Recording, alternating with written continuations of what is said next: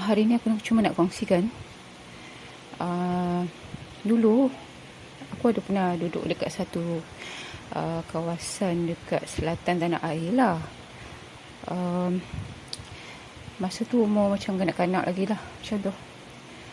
Ada seorang makcik ni, dia bukan suka, dia memang peniaga makanan pagi. Okey, dia masak nasi lemak, masak berbagai lagi lah. Okey, sarapan pagi, ada kuih dan macam-macam lagi lah. Okey, tapi aku perasan nasi lemak dia ni setiap hari mesti habis. Pagi je habis. Belum sampai pukul 9 tu dah habis. Padahal dia bawa banyak. Satu hari tu baru aku tahu rahsia dia buat nasi lemak yang sedap tu apa. Dia letak apa? Okey, biasa orang buat nasi lemak ialah nasi santan, dia letak garam, letak daun pandan, mungkin ada orang dia suka letak halia. Okey, setahu aku itu je lah. Tapi makcik ni rupanya dia ada letak sesuatu yang lain daripada yang lain.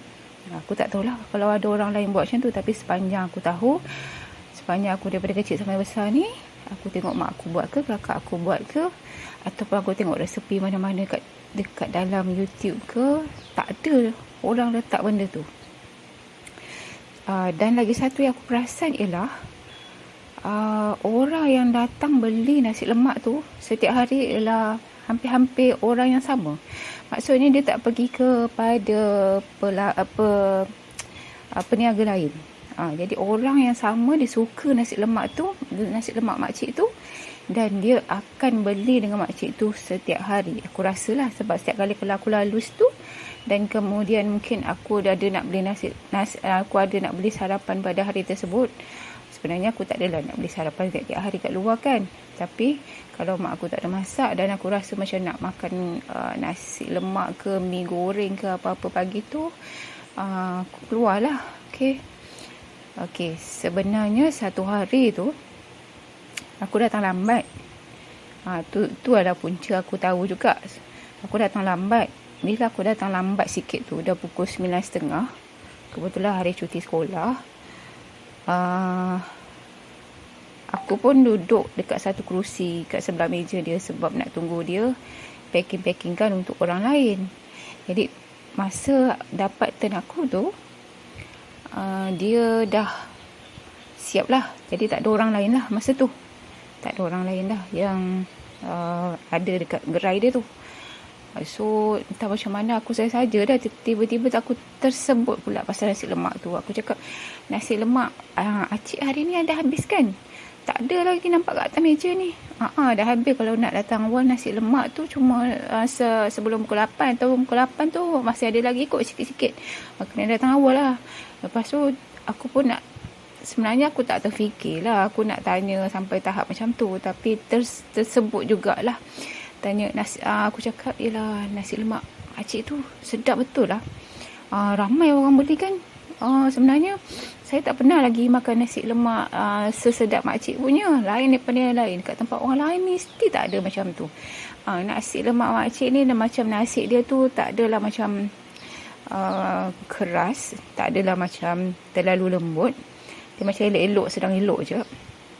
Lepas tu dia tak ada terlalu masin ataupun terlalu lemak, tapi dia ada rasa sesuatu yang menyebabkan. Lepas tu dia macam peroi je macam tu. Nampak peroi cantik, walaupun dia bukan dia pakai beras yang orang kata beras apa tu yang mahal panjang tu kan, bukan. Dia pakai beras yang biasa je. Tapi nampak peroi, nampak cantik. Bila dia tambah satu lagi lah aku perasan ialah sambal dia. Sambal dia pun sedap, tapi sambal dia bukan sedap sebab MSG ataupun perasa ke apa. Sambal dia pun memang lain. Tu nanti aku cerita sekejap lagi. Rupanya nasi lemak dia ni, rupanya makcik ni tak adalah berahsia pun. Bila aku tanya dia tu, dia sebut je. Cuma selama ni aku tak terfikir pula yang dia tak berahsia. Rupanya dia dia tak berahsia, rupanya dia okey je. Okey, sebenarnya tahu tak dia letak apa?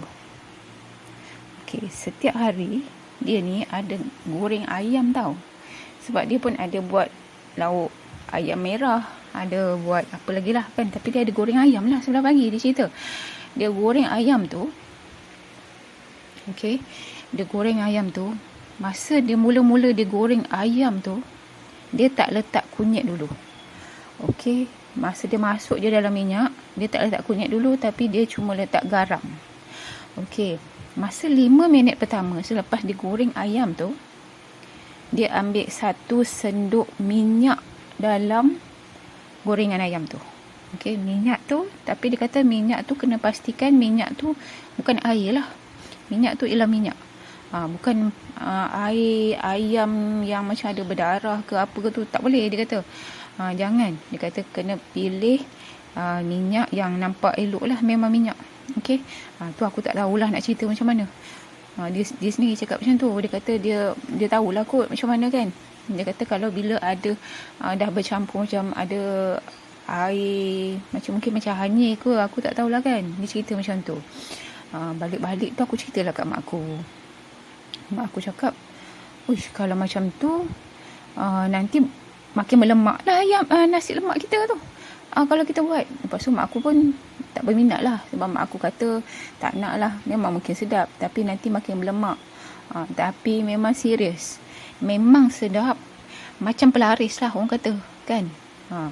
Tapi pelaris dia tu bukan benda tak elok. Okey lah sebenarnya. Cuma dia kata selama ni memang ada peniaga lain yang letak minyak sikit, tapi minyak masak biasa je lah. Terus curah minyak biasa je, minyak masak biasa ke dalam nasi lemak tu sebelum masak. Dalam sesudu ke 2 sudu lah dia kata. Tapi macam dia pilih untuk menggunakan minyak gorengan ayam yang awal. Sebab dia kata kalau minyak goreng tu dah lama, dia akan jadi macam tak sedap kot, macam tu lah. Macam pahit ke macam tu. Lepas dia ambil minyak tu, barulah dia letak kunyit. Barulah dia letak kunyit dalam gorengan ayam tu lah. Aku pun tak tahulah macam mana dia buat kan. Tapi dia kata elok je. Tak ada apa pun, ayam, tengok ayam dia elok je. Mungkin ayam dia pun sebab dia masak, dia nak masak sambal kan. Dia nak masak ayam masak merah kan. Jadi kalau tak ada kunyit sangat pun mungkin tak perasan kot. Taklah, aku pun tak tahu. Tapi itulah rahsia dia. Dia letak minyak gorengan ayam seawal gorengan 5 minit. Macam tu. Macam tu lah. Okey, kedua ialah sambal dia. Okey, sambal dia tu rupanya bukan sambal biasa-biasa je lah. Tapi dia pun tak ada letak belacan sangat ke apa. Sebab dia kata ada orang tak suka belacan, ada orang tak suka MSG macam tu. Tapi dia punya lain daripada yang lain ialah dia blender ikan bilis. Okey, ikan bilis memang sambal tu sambal ikan bilis, tapi sambal tu dia goreng sikit ikan bilis. Mungkin ikan bilis tu segenggam macam tu lah. Dia kata lebih kurang segenggam macam tu. Entah macam mana kan. Aku ni kan sampai besar ni, aku ingat lagi apa yang makcik tu cakap. Sebab kita ni bila dengar orang kata nasi lemak dia tu laris kan, kadang-kadang kita ni cepat sangat percaya orang tu ada pelaris. Tapi selidiklah dulu kan. Tapi masa aku kecil lagi lah, sampai sekarang aku tak pernah lagi lah buat nasi lemak tu sebab aku tak pandai masak. Okey, jadi itulah cerita dia. Jadi kalau nak cuba mungkin boleh lah kan. Tapi sepanjang aku ingat lah, aku tak ada pula nampak nasi lemak dia tu macam warna kuning ke, ada warna yang lain macam ke, tak ada lah nampak.